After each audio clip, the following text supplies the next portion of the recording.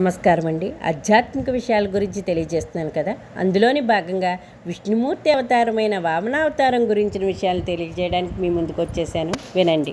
హిరణ్యకశిపుడి వంశంలోని వాడైన విరోచనుడి కొడుకు బలిచక్రవర్తి. అతడు మహాదాతగా పేరు పొందాడు. దానవ చక్రవర్తి అయిన బలికి దేవతలతో విరోధం ఉండేది. తరతరాలుగా తమకు అన్యాయం చేస్తున్న దేవతలపై విపరీతమైన కోపం ఉండేది. క్షీరసాగర మదనంలో తమకు దక్కాల్సిన అమృతాన్ని అన్యాయంగా దక్కించుకున్న దేవతలపై ప్రతీకారం తీర్చుకోవడానికి బలి స్వర్గంపై దండెత్తాడు. దేవదానవులు భీకరమైన పోరు సాగింది. ఇంద్రునితో బలి ముఖాముఖి పోరాడాడు. యుద్ధంలో దేవతలు విరోచితంగా పోరాడి రాక్షస ప్రముఖులను హతమార్చారు. యుద్ధంలో బలికి ఓటమి ఎదురైంది.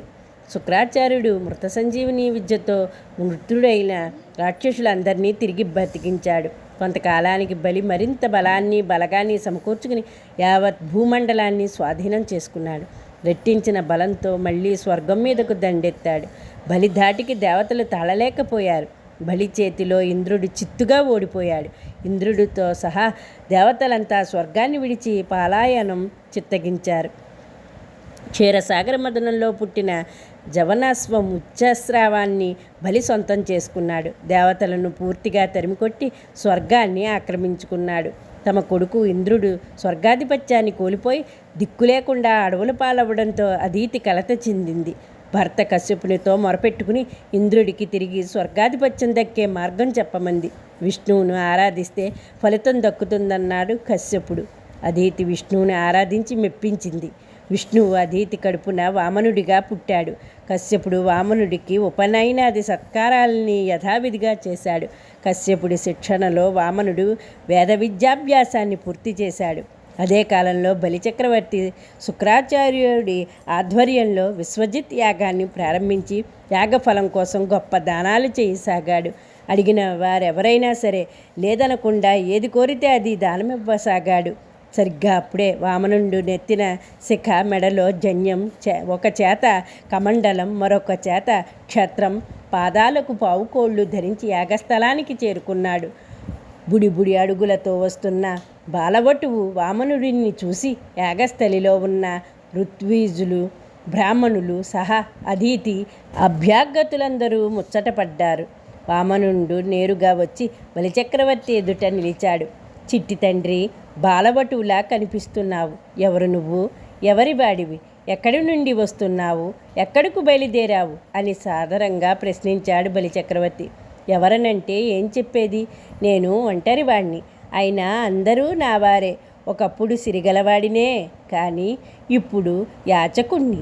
నువ్వు యాగం చేస్తున్నావని, భూరిదానాలు చేస్తున్నావని, ముల్లోకాలను నిన్ను మించిన దాతలే లేరని తెలుసుకుని దానం కోరి నీ దగ్గరికే ఇలా బయలుదేరి వచ్చాను బదులిచ్చాడు వామనుడు. సరే, ఏం కావాలో కోరుకో, నువ్వేమడిగినా ఇస్తాను అన్నాడు బలిచక్రవర్తి. ముందే చెప్పాను కదా, నేను ఒంటరివాణ్ణి. 3 అడుగుల చోటు చాలు నాకు. అదే నువ్వు ఇవ్వు అన్నాడు వామనుడు. వెంటనే పక్కనే ఉన్న శుక్రాచార్యుడికి వామనుడి వాలకంపై, అతడి కోరికలపై అనుమానం కలిగింది. ఇదేదో విష్ణుమాయలా ఉందనుకుని బలిని పక్కకు పిలిచి, దానం చేసే ముందు కాస్త వెనక ముందు చూసుకోవాలి. విష్ణువే మారువేషంలో ఇలా వామనుడిలా వచ్చినట్లున్నాడు. అతడు అడిగినది ఇవ్వకుండా వేరే ఏదైనా కోరుకోమని అన్నాడు. నేను ముందే మాటిచ్చాను.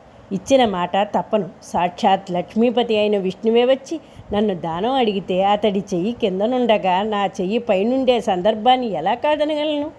ఏది ఏమైనా సరే నేను దానం ఇచ్చే చేరుతాను స్పష్టంగా చెప్పాడు బలిచక్రవర్తి. దానం ఇవ్వడానికి సిద్ధమై 3 అడుగుల చోటు దారపోసేందుకు కమండలాన్ని అందుకున్నాడు. శుక్రాచార్యుడు సూక్ష్మరూపంలో కమండలంలోకి చేరుకుని దాని నుంచి జలధార రాకుండా అడ్డుకున్నాడు. ఏదో అడ్డు తగిలినట్టుంది అంటూ వామనుడు దర్భపుల్లతో కమండలంలోకి పొడిచాడు. అది శుక్రాచార్యుడి కంట్లో గుచ్చుకుంది. దాంతో శుక్రుడు ఏకాక్షిగా మిగిలాడు.